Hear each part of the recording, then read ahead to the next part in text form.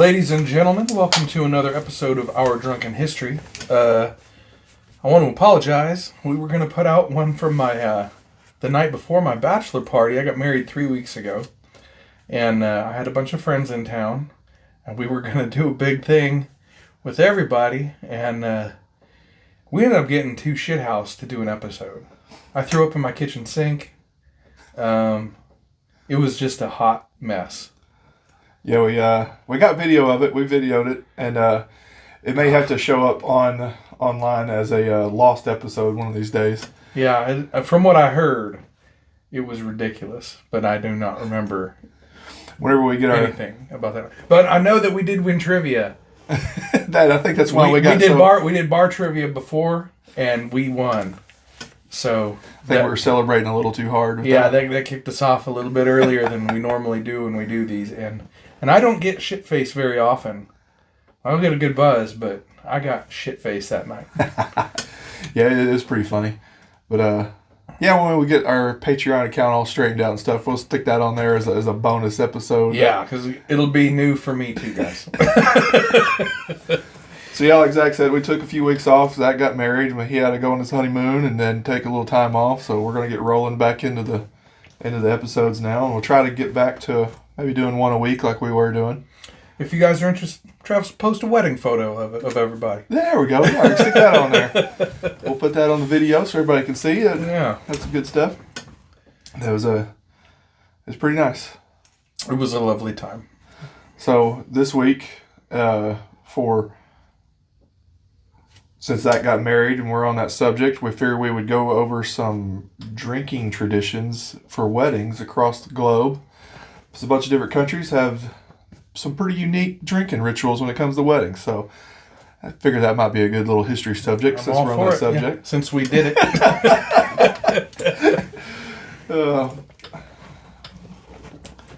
Well, okay. So I guess to kick it off, let's see. So we was talking a few episodes back, and you said you had some German heritage. That is correct. So I found a pretty neat German tradition that goes on basically the bachelor party night before the wedding, and the groomsmen will kidnap the bride and take her to a bar or a club or somewhere, and the groom has to track them down and find them, and then once he finds them all, he's got to buy everybody drinks to get his bride back. Sounds like the plot to a bad porno. Yeah, I usually fast forward through that part. Like my porn with no plot. Yeah, that would be a group scene. Oh, God. Oh, yeah. Yeah, no, I have heard that one. Actually, as we said, my family came over from Germany between World War I and World War II. Yeah. And, so I had heard of that one before. That was a pretty good one. I like that one. That one sounds like it'd be kind of fun, actually. Yeah, it would be like what do you call it? Drew a blank. Yeah, I'm drawing a blank. The scavenger hunt. Yeah. For your wife at the end. Yeah, looking for clues. Yeah, it'll be all right. Have you ever, do you know what the hash house harriers are? So it's similar, but you get together with a group, and they got a guy who they call him the hare. Yeah. And he's got a chalk bag. And he gets I don't know the whole details of it, but he gets like a 10-minute head start running. Yeah. They call him a drinking group with a running problem. Oh, okay.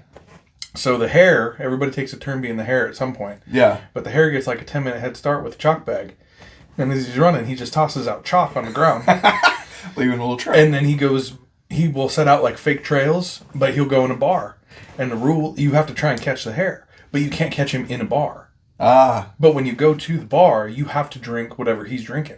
So if he's drinking a beer, he gets his 10-minute head start, he's got to go in and drink his beer. And you can get there and drink a beer with him. And as soon as he's done, he'll take off. And you got to try and slam your beer to go catch him. It's pretty damn cool. They used to do it in Korea. That actually sounds pretty fun, especially if you're in a bar district downtown somewhere where you have a bunch of walking distance bars. Yeah, it's a great time. I did it one time with the guys over in Korea. And I mean, you pee a ton, but I pee a ton anyway. Oh yeah. But yeah, man, it was a good time. That does sound like a pretty fun game to get with it if you had. And you go down he'll like go down like alley and leave a fake chalk trail that it'll like end nowhere, and then you'll run back, and then it's pretty cool. Heck yeah. Yeah. That's good. Anyway. No, I mean, man, we'll have to try that one day. They have groups all over. Really? They have. I'm sure they have a Facebook page. Yeah, just join a group. Yeah, they have them all over. They call them hashers. No, my luck, I would get with a group and the hare ends up being some marathon runner and then he just takes off. Yeah, I never caught any. I mean, I did it one time. I was not catching anybody. No, I'm not known for my distance running. Yeah, no. I'm not known for my distance anything. Yeah. I don't go long. Oh, man. I'm more of a sprinter. Yeah. Finish line's right there. That's right. Well, what other countries have a wild tradition? So, this one's kind of funny, kind of gross at the same time, but Ukraine. So, after the wedding, during the reception, the bride and groom, like they'll dance or cutting the cake or whatever they're doing. The goal of the guest at the reception is to try to steal the bride's shoes. So she picks her foot up off the floor. So they'll run up and try to steal her shoe off of her foot. Shuffle everywhere. Yeah, you got to shuffle everywhere. So if they steal her shoe, then they pass the shoe around and drink shots of vodka out of her shoe. Man. Yeah, so that, I don't know if that would... But when I saw that, there's actually several traditions about drinking out of shoes. Have you heard? So I know that like that's like a bet loser thing. Yeah. Like I've heard that like in bowling alleys and shit like that. You got to drink out of the shoe if you know. Yeah. But man, I don't think I would drink out of a shoe. I'm not I don't like feet. Yeah. Oh. I'm like. Yeah, I don't. That wouldn't do anything for me. No, fuck no. But when I found this, it's not wedding related, but there's a bar in Canada that has this. I can't remember what it's called. They named this drink, and you either drink it out of a shoe or out of like a ice skate or something. But like a hockey skate, man, I bet that would taste bad. Hockey players sweat a lot. But the drink. I don't know how they even did this, but they have a literal human toe that's in the drink. It's like preserved in like alcohol. Oh my God. So so you drink it with a toe in it, and then you dump the toe back in the jar or whatever. That's way worse than tequila with the worm. I've done the worm. I wonder if anybody's tried to swallow it. I mean, hopefully it's not a pinky toe. You're not getting that toe back. Yeah. At that point in my life, I would become a size queen. Yeah. Give me the biggest toe you got. I don't want to go down the hatch. Yeah. I'll put a link on the video for that because that was the I'm super curious about that one. Yeah. That is disgusting. Yeah. I mean, like an old wrinkled toe that's been in a bunch of mouths. Yeah. That's fucking gross, man. Canadians, what the hell? Come on, Letterkenny needs to do an episode on that. Oh man. Yeah. Fuck. I used to like Canadian food. I like poutine. Poutine's pretty good as long as they ain't got a toe in it. Poutine. I'm sure there's probably some Canadian on that Foot Finder website putting gravy and cheese on her toes for. That's disgusting. God dang. Yeah, I'm not a foot fetish guy, man. I don't. I've never had that one. Whatever your fetish is, I don't slam it, but whatever floats your boat. Toes are not mine. No. Oh man. Well, sticking with the theme of something that's kind of gross. All right. All right. This started back, I think, in like the Middle Ages, even in France, for weddings, and guests would during the reception pour whatever they're drinking or even leftover food and dump it, and it started off in a chamber pot. You know, a chamber pot? I know what a chamber pot is. Yeah. I'm aware. I've seen them. So they would set this chamber pot or a toilet or a bedpan, whatever you want to call it, up like at a table, and guests would just randomly throw shit in the pot, right? And then at the end, the bridegroom had to drink it. Is this leftover like liquor in their glass, or is this food, or what? Both. Like they said, it would be That's scraps fucking or gross, drinks. man. Yeah.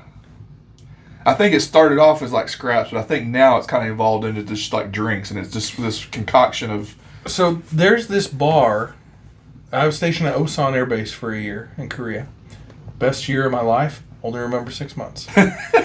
But all you do over there is party. Osan is just a fucking year-long rager. Is all it is. It's a great time. I would go back in a heartbeat if I was 15 years younger. I could not do it today. Couldn't hang now. No, Oh, fuck it no. takes too long to recover now. Yeah. But there's a bar there called the Whiskey A Go-Go. And when they get their bottles down to where there's just a little bit left, they pour them into, they have like, it's like a big ass carafe. Yeah. And they pour it all in there. And then during like special occasions or whatever, they'll bring that out and you just do the shots. You have no idea what's in there. It's just leftovers. Yeah. But I had a buddy who got to be really good friends with the owners. And through him, I got to be really good friends with the owners.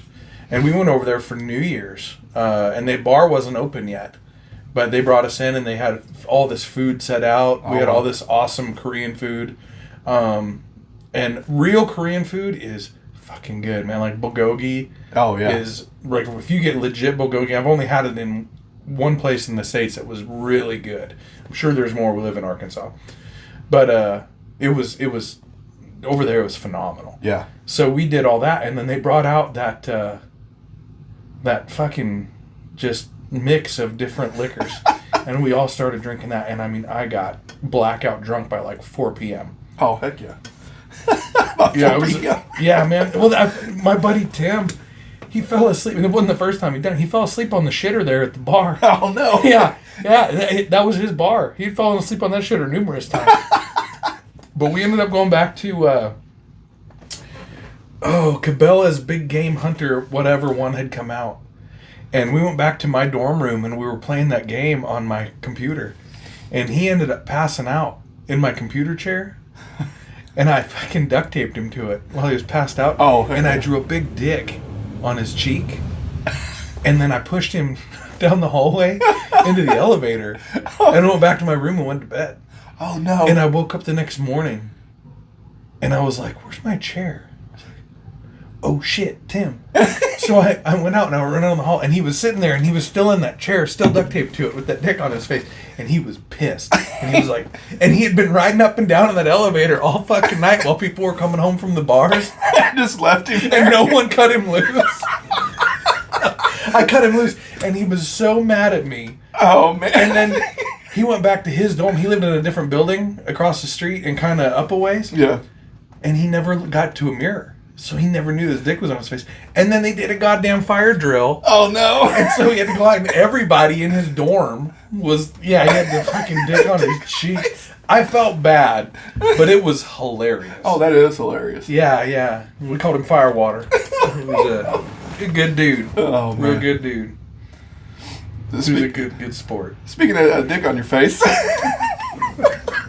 on.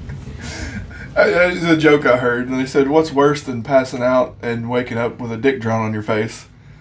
And then when you realize it was traced.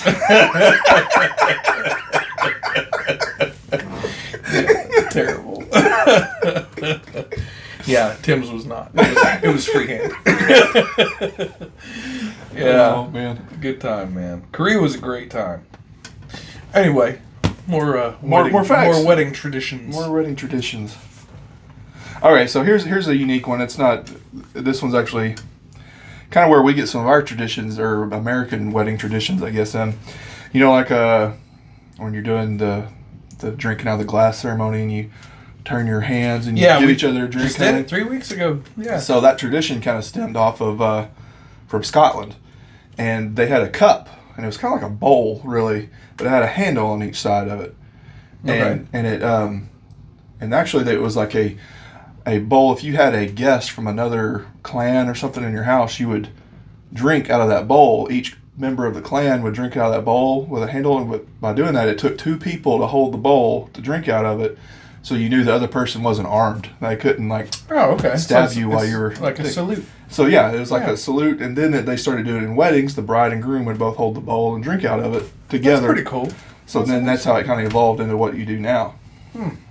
That's pretty cool. It's called a quiet ceremony. Huh. And the quiet is the bowl or the cup. Man, that when we did it, that old lady that helped us. Yeah. Because I had no clue what I was doing. She was telling me where to put my hands to cut the cake the right way. And the only thing they told me, because our wedding cake was red velvet on the top, then yellow lemon flavor cake, then white, and then red velvet on the bottom. Okay. And all they told me was, don't cut into the red velvet, because if that gets on her dress, it'll stain. Oh, yeah. And of course, first thing I cut right into the red velvet. Yeah, so I felt shitty. But that old lady was guiding me through it all. She was awesome, because without her, I wouldn't know. She was grabbing my hands and for the posing. Yeah, she was like so good about getting out of the way for the pictures. That's good. She was awesome. Guess you've probably been there, done that a time or two, helping out. I don't think it was her first rodeo. No, it was mine. You know, I'm telling you, it's the last one. I mean, for sure. Yeah. I'm going to have to get a refill. I got you. What flavor you want? Another natty? Give me on those PBRs. Oh, yeah. All right. So, if you're curious about the beer we're drinking tonight, right now we're going to roll right into our next week's episode after this. And it's all about cheap beer. So this is a preview for next week's episode. And we got Natty Light and some PBR. And we got some cheap beer history. We got some good ass beer. So stay tuned for next week's episode when we dive into the world of, they call it of thrifty beer drinking. They call it sub-premium beer is what they call it. Is the technical word for it. I'm a fan. I grew up on this stuff. Anyway, to keep on topic with this episode, I don't want to drift into the next one just yet. Yeah, so that's actually one thing we're going to try to do, because our Steve Ranella episode, I thought it was great, but it was 2.5 hours long. Yeah, man, we got carried away. It was good. So I think we're going to try to do a little bit better job of sticking to the subject. Yeah, we want to keep you guys entertained, and we have a tendency to ramble. Yeah. So we're gonna really work on our time management and getting it down to hopefully about 1 hour episodes, so that way you can listen to it on your way to work, on your way home, get through it. Yeah, and then if we have extra footage or bonus footage, we've got our YouTube account, our Drunken History on YouTube, and then click like and subscribe. There you go, and we're gonna put the clips on there. We can put the full episode, and then we'll put bonus clips and stuff on there too. While we're doing these plugs, don't drink and drive. Yeah, always have a plan. Make sure you have either a designated driver or you get you an Uber or something. Or just drink in your shed at your house. Yeah, just drink in your shed. That's what I do. Sleep in the recliner when you're done. There's nothing wrong with it. Yeah. Oh, by the way, the weather's much nicer now too. Yeah, so we're warm tonight. Well into springtime now, so yeah. Although this week, like last week, it was almost 100 degrees, and now it's 50 something out there tonight. So it's Arkansas weather again. It is. Rolling back into more facts. So, do you believe in curses? I believe in karma. I don't know that I believe in a curse. Okay. But I have to say that, so we are in a fantasy baseball league, and Trav and I are squaring off this week. He's kicking the shit out of me. Oh, is that you that I'm playing against? I haven't seen the name. Yeah, okay. he's whooping my ass. And I will tell you that I think there's a curse on me, because every guy I pick up off the waiver wire gets hurt the next fucking day. Ah, man. I got like 6 guys that are all injured right now. Yeah, one of my pitchers went in for Tommy John this week, so I had to pick up. Oh yeah, Chad Green. Yeah. That doesn't hurt you, man. Chad Green's having a shitty year. That's probably why he's having a shitty year. That elbow blew up. I like the Yankees, but Chad Green, get your shit together. Oh man, yeah. So like breaking a mirror, you say it's 7 years of bad luck if you break a mirror or something like that. Yeah, I don't know that I believe that, but I try to avoid it just in case. So if you're trying to avoid curses, and just in case, and avoid the karma. So if you're in Spain and you're at a wedding, or if you're at an event in Spain where you're going to give a toast. I doubt that'll ever happen. Okay. But if, make sure when you give the toast that you have something alcoholic in your cup. Wine, champagne, beer, doesn't matter. Won't be a problem. But if you give an alcohol-free toast, an alcohol-free toast will give you 7 years of bad sex. Hear, hear. I'm all for having alcohol in the cup. Man. Yeah, so that's pretty extreme. I can deal with... That is. Yeah. I don't want 7 minutes of bad sex. Oh. More like 4 of bad sex. Yeah.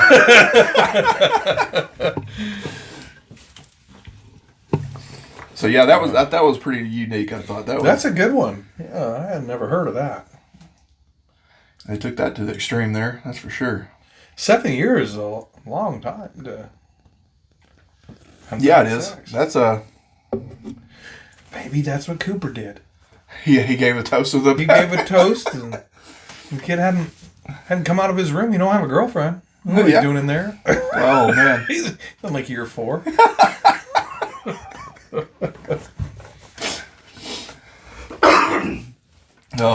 That's funny.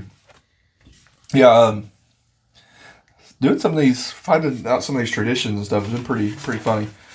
And since we're cool. And we're on the subject of doing different countries' traditions and stuff around the world, the podcast now we're available on all the major podcast players, especially Apple Podcasts is big, and we're on Spotify now. So Spotify is one of the number 1 podcast players out there now. Yeah, we're graduating. But because of that, we have been downloaded now in 6 different countries. And thank you, Donka. Danke, yeah. Gracias. Yeah, gracias, yeah. And good day, mate, because we have some from Australia. Oh, no shit. So, hey. So our number, other than the U.S. has been our biggest so far. Sense, That makes sense. But our second is the U.K. And Ireland. And then Germany is coming in at number 3 for downloads. That's awesome. So then we also have Australia on That's there. Cool, man. We're in both hemispheres. Yeah, this worked out pretty good. So yeah. I always wanted to go to Australia. Maybe we'll make a trip. Yeah. Maybe we can go to the Foster's Brewery or something. That would be cool. You know, that's still one of my favorite commercials I ever saw. Was the first Foster's commercial I ever saw in the States. The Australian for beer. Yeah, man, it was the fly and the guy hit it with his shoe and it's like, and they're like, what they call it? Abstract art. I was like, yes, that is awesome. That is so cool. Yeah. I remember some of that. Yeah, that's pretty good. Yeah. They just can't make commercials like that anymore either, too. It's hard, man. With all the political correctness and all that. You have PETA complaining about squishing a fly on there for a beer commercial. Remember when Obama got in trouble for hitting that fly? No. In an interview? Yeah, he hit a fly and PETA went nuts. Oh, I think I remember hearing something about that. I was like, fucking good shot, bro. That's great. I hate flies. I hate them. Yeah, man. He clapped the fly and he got mad. I'm all for ethical treatment of animals, don't get me wrong, but flies suck. Yeah. I think somebody I think there's some scientific studies out there about the actual, if there's any use for mosquitoes, because there's been some people talking about wanting to find some sort of bioweapon to use on mosquitoes just to eradicate them, and they're like, really the only thing link in the food chain, but that's got to be about it, right? Yeah, there's a few fish that eat the larvae. Yeah, and then frogs do, and some bats eat the actual mosquitoes. But other than that, they're trying to find. I killed one in my kitchen sink tonight. And got in the house and no, mosquito. Yeah. I've never had a bat in the house. Knock on wood. No, I had a mosquito when I was over there washing dishes, and he flew down, and I was like, "Well, fuck you." Oh, this time of year they're horrible too. The gnats are really bad here too. Gnats are annoying, but mosquitoes, I really hate mosquitoes. But the worst is still flies. Like, there's been some years, which this year was kind of cool, but during turkey season here, a lot of times you're out there in the woods and you just get swarmed by mosquitoes. You can't move and swat them away because the turkeys will see you. So I didn't go. I was gonna go turkey hunting this year, and I didn't get an opportunity because we were getting ready for the wedding. But I have never. That would have been my first time ever actually going turkey hunting. Yeah. I usually, because in Montana they do fall turkey. They do spring and they do fall. Yeah. And I never have gone. The only thing I've ever gone hunting for in the spring was a bear. And we didn't even see one. I ended up shitting by a tree and going back to the truck. There was like 4 feet of snow. Yeah. But they were still. I'm sure they were still in their dens. But I just when I go deer hunting up there, I just throw a shotgun in the truck, and like if I see turkeys, I'll go shoot them. Yeah. But I have never in my life actually gone turkey hunting. It's fun if you call them in and you're getting some that are gobble. It's a big adrenaline rush. Yeah, no, it sounds exciting. I want to. Yeah. Just haven't done it yet. Oh yeah, you don't get the opportunities out here. You have to make it Take this old boy out. Hey, get you some of the. Have you seen the the guillotine ones? Oh, yeah, those are insane. Yeah, get on YouTube and search the gobbler guillotine videos. It's a special broadhead for arrows, and it opens up to about 6 inches wide, and it'll take a turkey's head clean off. Yeah, it's pretty crazy. They're insane. Yeah.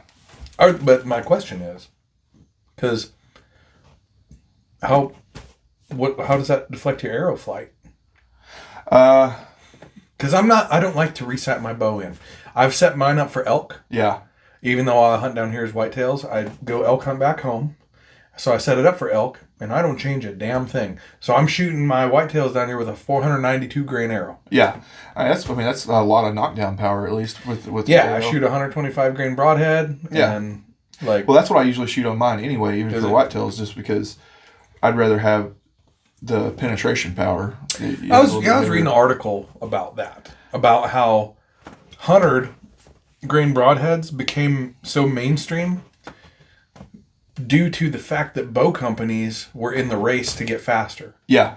So actually, a 125 is a way better all-around broadhead. And I 100% agree with that. That's what I prefer. I mean, I know some people, and it just depends on your philosophy. Some people like to go super fast, and so they're going to have a light carbon fiber arrow, a light broadhead, and try to get as much speed as they can. Yeah. And then there's some that use, like you're talking about, a 450 grain setup, heavy shaft arrow, heavy broadhead. I guess it's one of those things like personal preference, really. Absolutely. I won't knock anybody's personal preference, but mine, man, I like. I hunt with rifle. Yeah. I hunt elk with a 338 Win Mag, and I hunt elk with a... Well, like here... With a heavy fucking arrow, man. I like 125 grain Montec, and I shoot what the fuck are they called? Full Metal Jacket arrows, FMJs. Yeah. I've shot those for 2 years now. I love them. Well, and like here... black bear season at the same time as deer season for archery.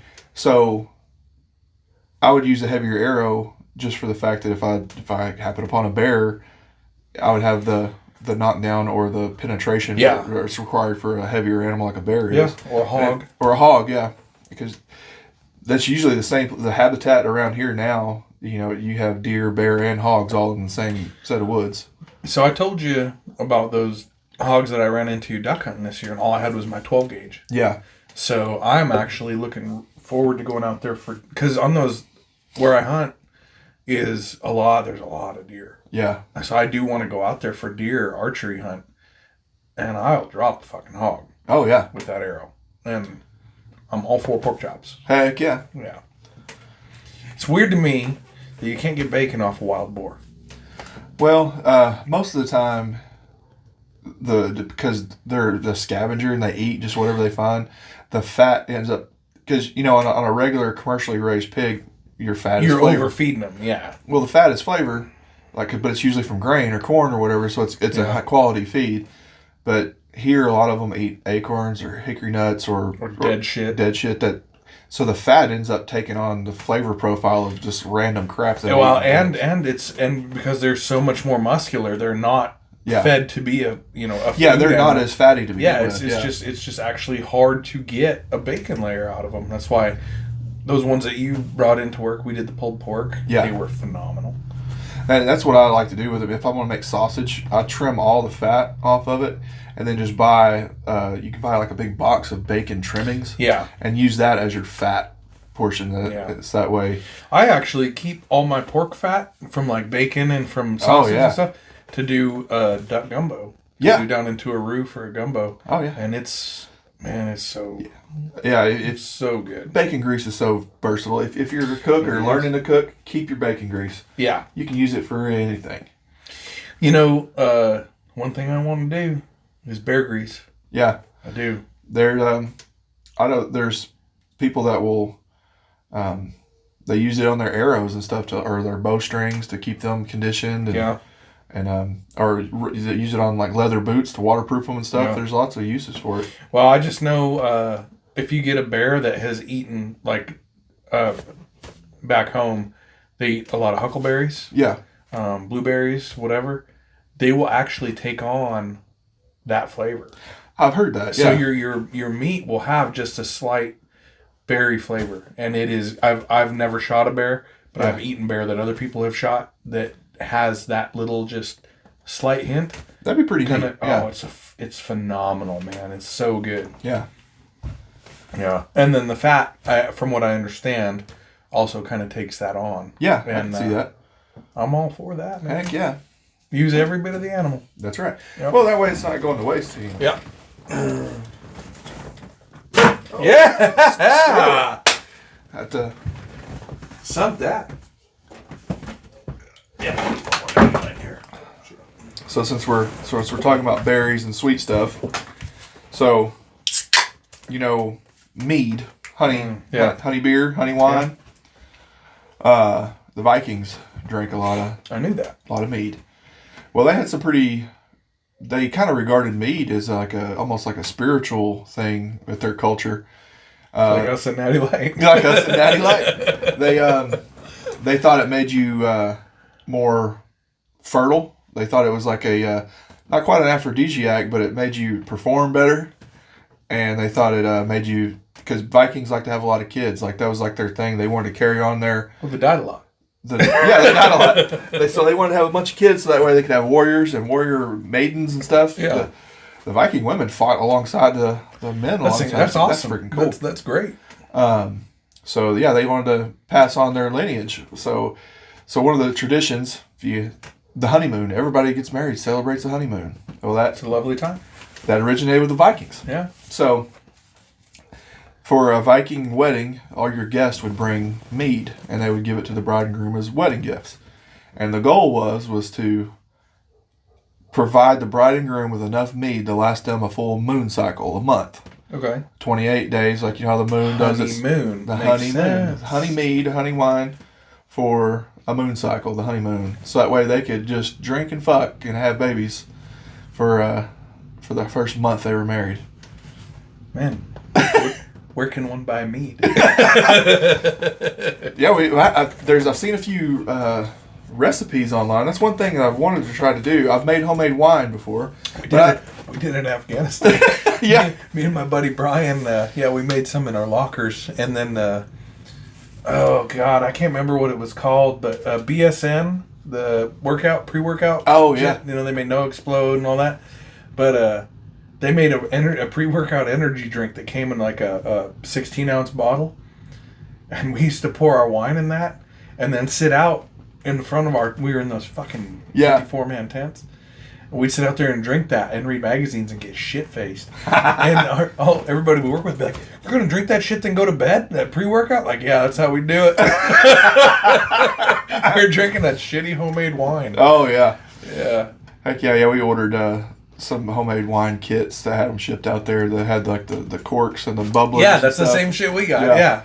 We go to the chow hall and get the big jugs of grape juice concentrate. Yeah, did the same thing, man. Oh yeah. We were there at the same time too. We were probably both. Yeah, I bet we were both doing the same thing at the same time. Yeah. Birds of a feather. Of course, we were good law-abiding citizens. We didn't break the rules. We didn't break the rules. Not a rule breaker at all. No, I have thought about like trying to make my own. Yeah. Yeah, I wanted to try to make beer, and I wanted to try to make cider. I like a good apple cider or a good pear cider. When I was in England, I drank a lot of cider over there. That's a big thing there. I've never had pear cider, but I like apple cider. Yeah. It's nice in the fall. Yeah.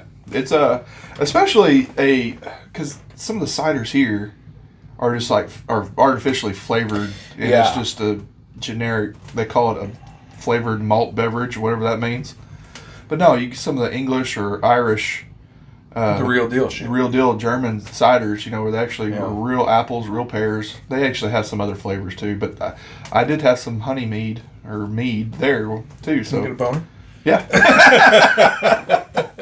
I did. I got one right now. Just thinking about it. Cut. Oh shit. But yeah, no, something I've been wanting to try. That'd be cool, man. Yeah, we have to set up. I know. Have I told you about the Hooterites? I don't think so. Back in Montana, they're in Montana, Saskatchewan, Alberta, Minnesota. I think both Dakotas. I think that maybe Minnesota. I can't remember. They're in that general area though. Yeah, and they're very similar to like Amish or like Jesuit. Oh, okay. But they're their own thing. They're not related to them at all. They're their own entity. Yeah. But they're similar in that they dress similar. They speak German. Okay. They make their own clothes. They're cool. I mean, yeah. But my grandma, and they live on colonies. But my grandma had some friends who were they're named after I believe the guy's name was John Hutter. Okay. And he came over. I'm sure it was from Germany. I don't know what year. Yeah. 1800s. But they came over and he started the colonies and there's they're great. They're man, talking about some awesome eggs. They're just like phenomenal farmers.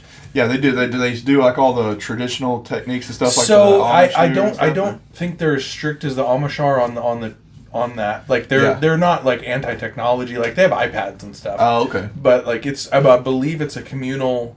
Like you don't own an iPad, we own an iPad. Oh, okay, yeah. But anyway, they make their own wine.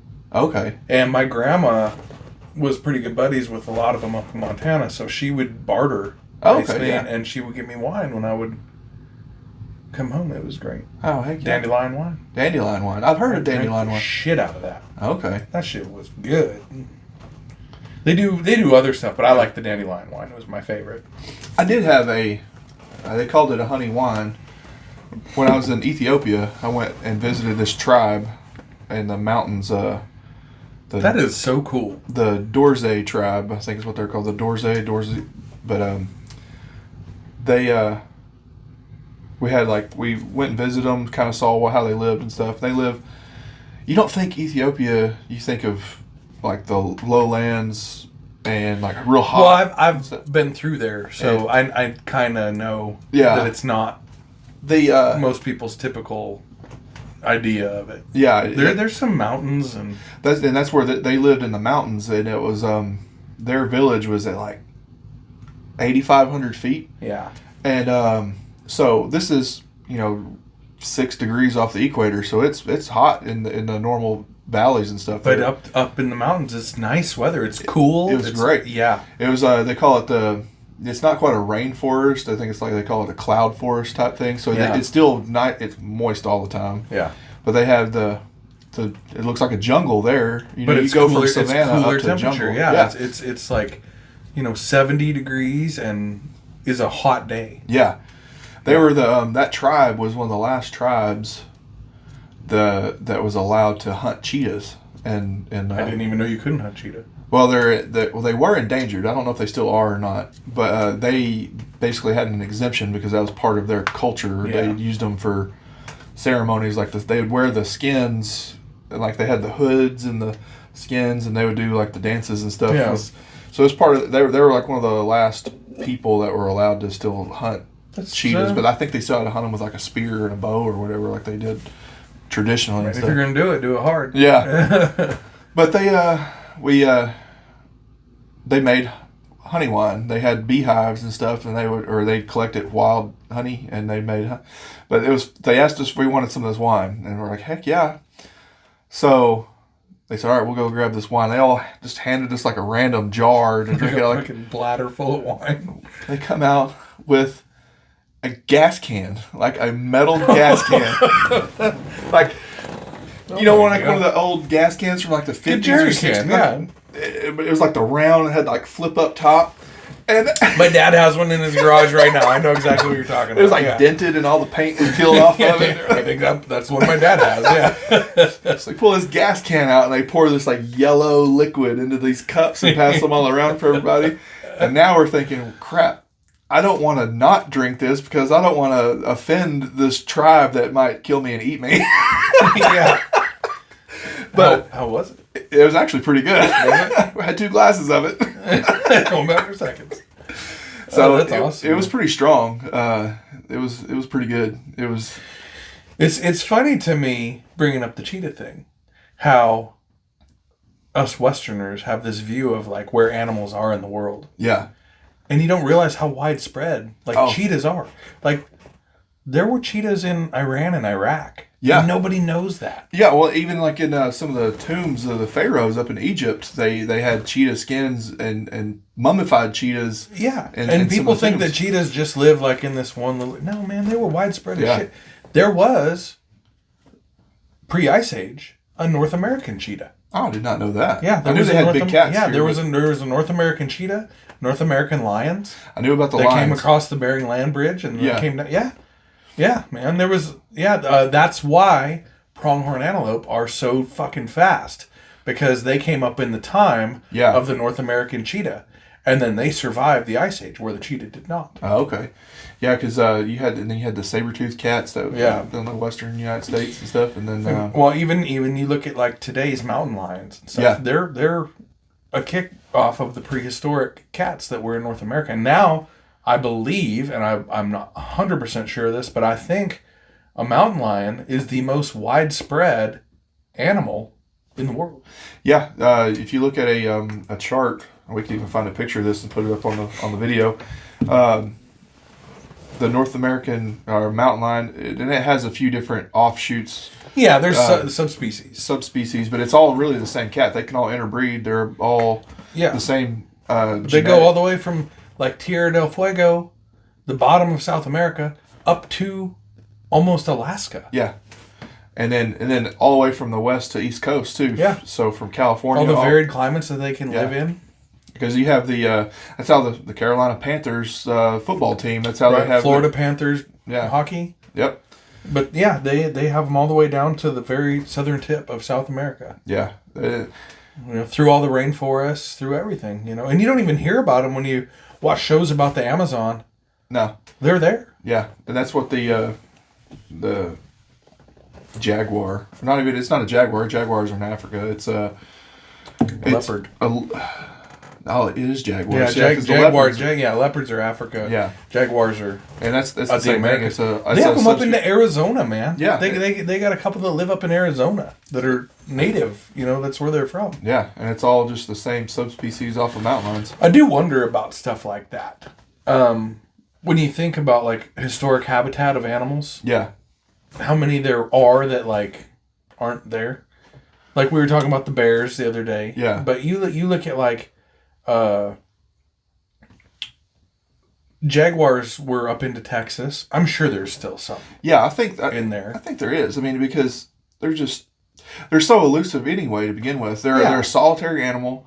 They usually only come together during the mating season, and then they go about their separate ways after that. Yeah, like you're not going to see them. You can walk right by them. They have great camouflage. Yeah, they're stealthy hunters. And trail cams are like the best way to catch any of that stuff. Yeah, and that's really here in Arkansas because for the longest, the Game and Fish would deny that mountain lions even existed in Arkansas. They say the same about wolves, and I've heard people say that because red wolves are native to here. Yeah, and they're an endangered species. I know that, but there's some pretty far off places here in Arkansas. And this year alone, I know of 6 different people that have confirmed pictures of mountain lions on their trail cams. No shit. And so I don't live like far out of town, but I'm far enough out of town. I found a cat print, and I know what a dog and a cat print looks like. Yeah. And it was big, and it was right out here by the barn. In my mud. Yeah, and I mean, it was like... it's bigger than probably a bobcat even, too, because bobcats are everywhere around here, too. But. Yeah, I've seen several bobcats, but I mean, where I grew up, we have both. Yeah. And it was definitely not a bobcat print, unless it was like 110-pound bobcat. That's a big bobcat. Big bastard. Yeah, big old bobcat. Speaking of bobcats, we saw one on the honeymoon. We haven't really done our honeymoon yet. We did a week after the wedding where we stayed in a cabin up in the Ozarks, which was awesome.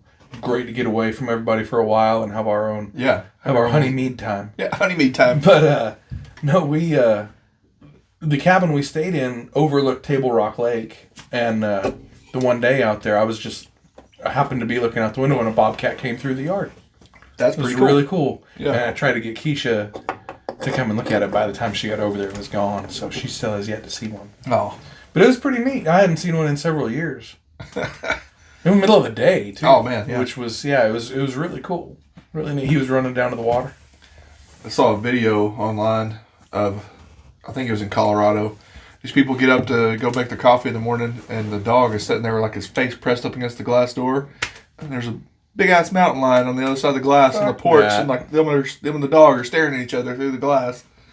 So I've seen one mountain lion in my life. Not in the zoo. Yeah. One in the wild. And I was on my way up to Missoula, Montana from Vegas to go hang out with my cousin. And on the drive up between Salmon, Idaho and Missoula, it was like 2 a.m. The road was like hockey rink glass, ice.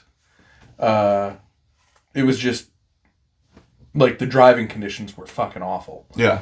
And between Salmon, Idaho and Missoula, I bet you I saw 2,500 elk crossing the road. Like every 100 feet I was slamming on my brakes to not hit these elk. But on that night, it was cool. I had just come around this corner and there was a cow, elk, and 2 calves. And I just stopped and put my headlights on them because there's no one else on that road. Yeah. And I had my high beams on and I saw the cattails move back behind them. So I just let off my brake and like eased forward and turned. And there was a mountain lion chasing those calves. Oh, man. It was like February. So, it was in the full winter coat. Oh, dude, it was gorgeous. Oh, yeah. That's the only mountain lion I've ever seen. I've seen, I won't say several, but quite a few bobcats. But the one time we were on a field trip up there and from school, and we went down to this place. It's called Norm Schoenthal Island. It's basically in Billings, but it's right along the Yellowstone River, and we were high as shit. we had smoked a bunch of weed out on the way to the field trip, and I was talking to my teacher, and I can't remember his last name. We just called him Rusty. Good dude, but he knew we were fucking high. But we were walking along the river, and this pheasant flew up, and then this bobcat jumped out to grab this pheasant, and this was like 2 feet to my right, and I'm like, about shit my fucking pants. He was trying to get a dinner. Yeah, man. And it was scary as hell, man. The bobcat jumped up and like, almost clawed my face. Probably scared him too. Oh, hell yeah, it did. Yeah, not a good thing when you're baked. Oh, man. At that point, you're probably thinking, it's a bear. I was, well, what's funny about like a month later, they caught a bear out on the island. Oh, wow. Yeah, I gotta go pee. All right. How you liking that chair? Is it growing on you? It's growing on me, but like I was saying before, I'm not a small guy, so it kind of makes me nervous when I sit down in it. I'm afraid I'm going to break it. Yeah, it's been hanging on for the long haul. That's held many a fat man. But I like it. I like the whole 70s vibe. Yeah, man. It's a great chair. Anyway. Oh, yeah. So, we got a couple more facts to get to. in this episode, I think this new format will work out pretty good. But yeah, so Greece. Have you ever been to Greece? I have not. That is one of the. I've never really been to the Mediterranean. See, I haven't either. Greece is on my bucket list. Yeah, I've flown through the airport in Rome.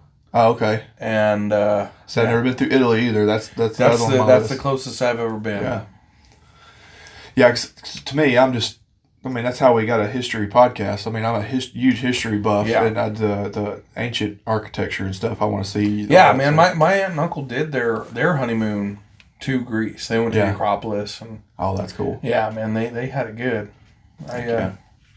There's a funny story behind that. So my aunt and uncle they're great. They're just awesome people. They live out in Spokane, and they when my dad was a kid, he collected baseball cards like many people do, and he had a whole bunch of Mickey Mantle rookies and like cards that are worth a fucking ton of money now. Yeah, and they're like no one knows where they ended up. Oh man, and every family has that story, right? Yeah, but that's this. So the thought was that they were in my grandpa's attic, and Mel, my uncle, was the first one to go up there and look for them. Oh, man. So that's like the running joke.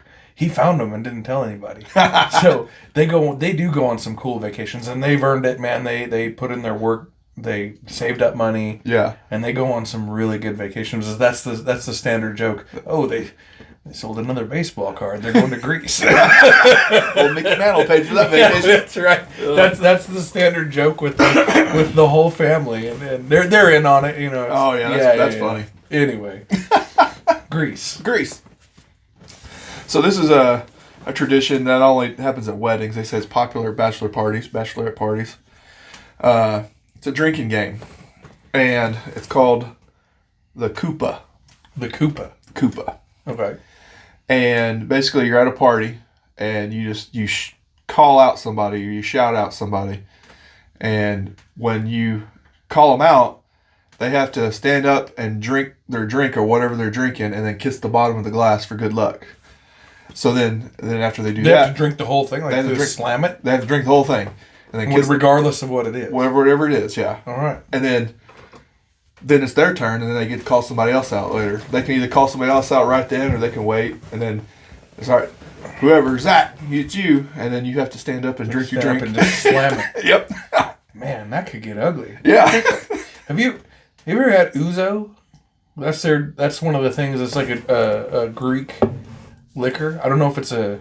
No, I don't think I've. I don't know what it technically is. It's like its own thing. Okay.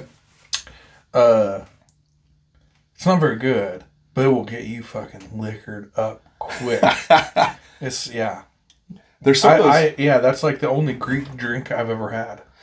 There, I know there's some of those drinks like in Spain, sangria.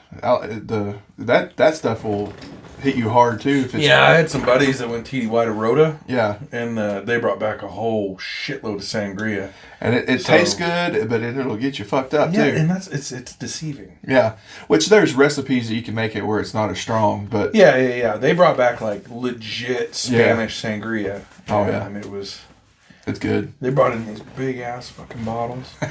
Yeah, that's always good to sit by the pool and drink some sangrias. Yeah, we sat around the card table and drank it at my old house. So, okay, we'll get to our final fact of the evening. And this one's not necessarily it's not a drinking game or a drink, actually nothing to do with drinking, but it's a unique tradition I thought was funny. And it comes from Korea. And I think you would appreciate it, and I would appreciate it because it has to do with trivia. Oh, good. Okay. So, I'm gonna butcher these words. The falaka, or the bastinado, I have no idea if I'm saying that right, ceremony, these are both ceremonies in South Korea, is the groom's friend and family hold him down and whip the bottoms of his feet with a stick or dried fish. I don't know where this dried fish comes from. They whip the bottom of his feet. Well, Korea you eat a lot of fish there. Yeah. Sometimes you can't find a stick. Yeah. So they hold you down and beat the bottom of your feet with a stick. And while they're doing that, they ask you trivia questions while they're doing it. Really? And it says it's supposed to test your strength and promote your strength and your memory. Well then. So, if you're going to get married in Korea, you're going to get beaten with a dead fish and ask trivia questions. I never made it to a Korean wedding. Now I wish I would have. That'd be fun to see, I think. Yeah. Oh, man. But we crashed a guy's birthday party in Korea one time. I did actually, I'll go back to Ethiopia. I went to an Ethiopian wedding. That was pretty neat. Really? But yeah, they're Orthodox. I think it's Greek Orthodox is their main religion there. And, but yeah, went there and... What is that? Catholicism. Well, it's pretty similar to Catholicism. You ever been to a Catholic wedding? I have not. I've heard that's unique too. Take for goddamn ever. My wedding was quick. We were like 20 minutes in. Oh yeah. And like, it's an event. And we did the sand ceremony. Like we even added a couple things. It still took a minute. Yeah, there's some that take. I was reading up on some of this. I can't remember where some of them are, but yeah, there's some ceremonies. I catch a lot of shit because I cried at the wedding. It's a beautiful moment. It's caught me off guard. She looked great. Yeah. You should tear up for your bride. It was an emotional moment. Yeah, it is. She came in, I cried. There's nothing wrong with that. Wasn't the first time, but it was the first time for a good reason. There you go. No, I'm kidding. No, it was great. Yeah, I did. I caught a little. I guess my buddies that I was in the Air Force with had a bet on whether or not I'd cry. Oh yeah? Yeah. So who won? Kramer. Oh, nice. Yeah, he got it right. Oh. Everybody else said I wouldn't. Well, I mean, yeah, that's good though. The best friend got it right. Yeah, he got me good. Yeah. Oh, you bricked that one. Yeah, that was a bad shot there. All right. So yeah, I thought that was pretty good. It's pretty interesting finding some of these traditions and games and stuff that other cultures celebrate. Yeah. We Sorry. Because really, if you look at some of these different things, most of the stuff we do isn't unique. It's actually derived from a lot of these. Well, we are the melting pot of the world. I mean, you think about it. The Native Americans were the only ones who, were here for a long period of time. Yeah, exactly. So we kind of brought on some of these traditions from all these other cultures, and and then you just figure that the rest of the world populated the U.S., so they brought their own thing, and then so many places, in New York especially, there's so many different cultures in such a small area that they carried a lot of that ancient, they're not ancient, but their own traditions forward, and the rest of us just kind of bastardized it and adopted it and made our own thing. Yeah, but it's a lot of what we do goes back to, has roots in so many other cultures. Yeah, and I think that's what makes America great, though, too, because there's so much of this stuff that Our diversity. Yeah, our diversity. And our diversity should unite us, everybody. Yeah, exactly. That stuff should what bring us together, not tear people apart. There's always a lot of people trying to separate us when we actually have a lot more in common than what we have differences. Absolutely. And usually I don't think the differences are so great that it should cause the animosity. I enjoy learning about other people's cultures. Yeah. And... yeah, that's it. Because broaden your horizons a little bit. If you got such a narrow scope, it's like looking through a fucking straw. Yeah, exactly. And trying to see what's out there. You're gonna see shit. Yeah, that's right. So I think there's always something you can learn from somebody else and learn from their culture. So yeah, it's don't be so fucking closed-minded. That's right. Have an open mind. Have an open heart. Oh, that's a good one. Yeah, man. Yeah, that was shit. That's my insightfulness for this episode. I like that. That put a smile on my face. That was great. That made me feel good. So, since we're still on the wedding subject, I figure we can close it out with actually something I learned this week. And it was a story I heard about Genghis Khan's daughter. Okay. She was due to get married. And usually, traditionally, back then especially, the dad just picked the husband for the daughter, for the bride or whatever. Yeah. And it was arranged marriage and stuff like that. Well, evidently, Genghis Khan's daughter was a pretty badass warrior herself. And Fitting, yeah. So she basically told her dad, she said, I don't want you to pick my groom. I want my groom to be picked by combat. And not only just picked by combat, he's going to fight me, the daughter. So whoever can kick her ass. Whoever can beat her. So that was the deal. He said... when you get a girl saying that, man, I'd be scared. Evidently, she was badass. And so it was hand-to-hand combat. And if the man could beat her, he would earn her hand in marriage. So all these warrior princes, or whatever they were called, would so they would have to pay an entry fee. And the entry fee was 100 horses. That's a lot of horses. It is, but which the Mongols back then, they were known for their archery, so they used a shit ton of horses. But the entry fee was 100 horses, and if you won, you got, or so if she won, she kept your horses, and you went away the loser. And if you won, then you got her hand in marriage. Well, and a whole bunch of horses. Unless you're the first guy, then you still have 100. So the story goes is by the end of this, she had 10,000 horses and no husband. That she whooped the ass of every suitor that tried to fight her, and kept her horses. I don't know if she ended up. I have to research and see if she actually ever did find a suitor or not. But she, by the end of it, or the story I heard. Tell you what, I've tangled with a couple girls. I think I've whooped my ass. Keisha, I wouldn't fuck with her. Oh, yeah. See, like my wife, she is a little 5'0" little firecracker, and I outweigh her by 100 pounds, and I still wouldn't mess with her. That's Keisha. She's mean. Keisha's every bit of 5'9". Yeah.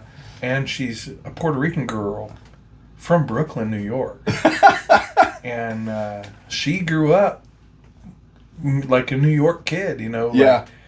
They're scrappy. Oh, yeah. She would kick my ass. And I know it. Fight dirty. Yeah, like, I grew up around bears and shit, and they are, like, I can handle a bear. When she gets pissed off, yeah, I'm like, I can get the fuck out of here. I'm gonna go to the shed, hang out. Exactly. I think that's why she bought it, was so she could just get rid of me. Yeah, there you go. For a while. Hey, that's not a bad idea. Yeah. No, she whipped my ass. Well, guys, it's been an entertaining evening. I learned a lot. I hope you did as well. Hope you guys liked our wedding traditions that we found on our wedding themed episode this week. Trying to get back in the swing of things, and we're gonna put more content out here in the next coming weeks. Yeah. We as he said, we took a few weeks off for my personal life. Yeah, and I appreciate you guys hanging out, being fans. We'll try and get the wife on here now because she's sleeping in the room. But she's gonna make a showing here in the next few weeks. Yeah, just so you know she exists. That'd be good. Yeah, if you can, like and subscribe on YouTube. We put the video out there. One thing, we've had a lot of listeners. We haven't had a whole lot of comments on any of our videos or on. We need guidance. So hook us up. So if you follow us on TikTok, if you follow us on YouTube, or if you follow us on iTunes or Spotify, leave a comment. Either leave suggestions for future episodes if there's a subject you want us to cover. There's lots of stuff out there, and any help with the research we can or use. If you one thing that we would like to do is take the show on the road a little bit, and if you guys are brewers or bartenders or distillers, if you want us to come and hang out, we'll come out. Yeah, and if you want to tell your story, if you have an interesting story to tell, we're all about getting to know people. That's our biggest thing. I'm a social son of a bitch. Yeah, so the social butterfly of the group. I am. Yeah, I float. I'm a politician, I guess. Yeah, you're gonna be the mayor one of these days. I think it'll be a good time for everybody. Yeah. No, I would love to come meet you guys. I'll bring along Trav. Yeah. He'll probably be quiet. I'll sit back and observe and tell you some random facts. But he He's the fat guy. Yeah. For sure. Fact, not fact. A little bit of both. Thank you guys for listening and watching, and we appreciate it. And on to the next. We'll see you next time. We gotta appreciate it.